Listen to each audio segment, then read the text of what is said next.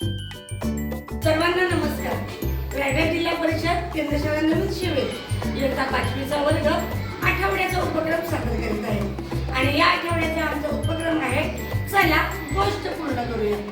या उपक्रमामध्ये आम्ही आमच्या मुलांना एक वाक्य देणार आहोत आणि ते वाक्य वाचल्यानंतर प्रत्येक विद्यार्थी एक एक वाक्य सांगून आमची गोष्ट तयार होणार आहे. चला तर मग पाहूया ही मुलं कशा प्रकारे गोष्ट पूर्ण करत आहेत. मला पहिले वाक्य दिलेले आहे.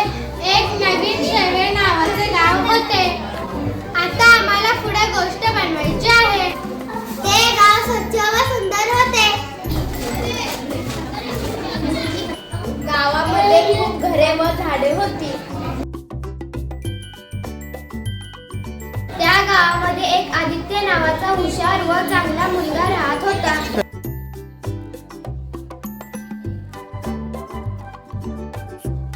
तो मित्रांबरोबर खेळायचा. एके दिवशी खेळताना तो पडला.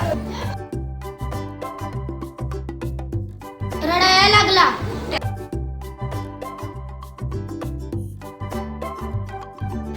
बाजूने जाणाऱ्या दोन भावांनी ते पाहिले.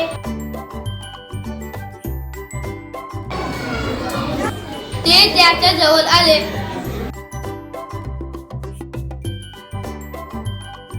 त्याला एका झाडाखाली बसवले. त्याला पियाला पाणी दिले.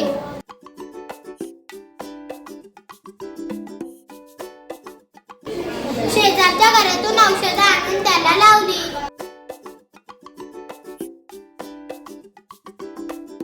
मग आदित्याला विचारले, तू कोठे राहतोस?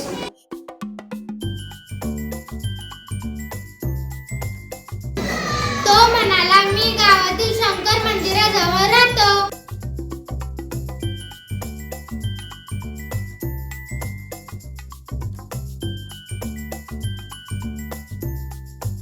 मग ते दोन भाऊ आणि त्याचे मित्र त्याला घरी घेऊन गेले.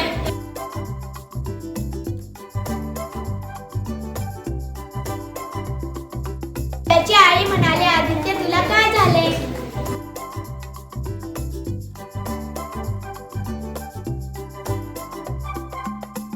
सर्वांनी घडलेला प्रकार सांगितला. त्याला घरी आणल्याबद्दल आईने सर्वांना धन्यवाद दिले.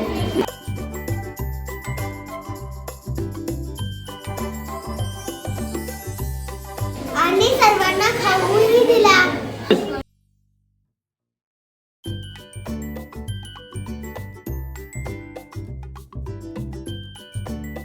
आमची गोष्ट अशा प्रकारे तयार झाली. चला गोष्ट बनवूया. एक नवीन शेवे नावाचे गाव होते. ते गाव स्वच्छ व सुंदर होते. गावामध्ये खूप घरे व झाडे होती. त्या गावात एक आदित्य नावाचा चांगला व हुशार मुलगा राहत होता. तो मित्रांबरोबर खेळायचा. एके दिवशी खेळताना तो पडला. रडायला लागला. बाजूने जाणाऱ्या दोन भावांनी ते पाहिले. ते त्याच्या जवळ आले. त्याला एका झाडाखाली बसवले. त्याला प्यायला पाणी दिले. शेजारच्या घरातून औषधे आणून त्याला लावली. मग आदित्यला विचारले, तू कोठे राहतोस? तो म्हणाला, मी गावातील शंकर मंदिराजवळ राहतो. मग ते दोन भाऊ आणि त्याचे मित्र त्याला घरी घेऊन गेले. त्याची आई म्हणाली, आदित्य तुला काय झाले? सर्वांनी घडलेला प्रकार सांगितला. त्याला घरी आणल्याबद्दल आईने सर्वांना धन्यवाद दिले. सर्वांना खाऊही दिला. तात्पर्य, नेहमी आपण इतरांना मदत केली पाहिजे. चला गोष्ट पूर्ण करूया.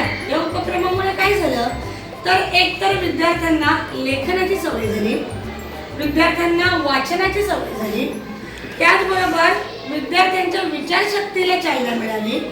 विद्यार्थ्यांनी स्वतः वाक्य तयार केली, त्यांचं लेखन केलं, त्यांच्या सर्जनशीलतेला सुद्धा वाव मिळाला, विद्यार्थ्यांच्या शोधक वृत्तीला सुद्धा वाव मिळाला आणि त्यांना वाचनाचा आणि लेखनाचा सुद्धा सराव झाला.